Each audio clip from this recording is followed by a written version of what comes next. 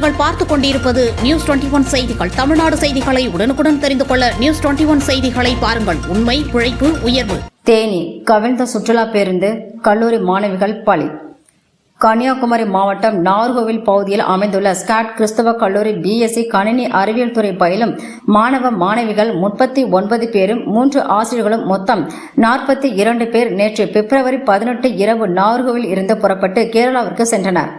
இன்று பிப்ரவரி 19 கேரளா மாநிலம் இடுக்கி மாவட்டத்திற்கு உட்பட்ட மூணார் அருகே செல்லும் போது பேருந்து விபத்தில் சிக்கி 2 மாணவிகள் உயிரிழந்துள்ளனர்.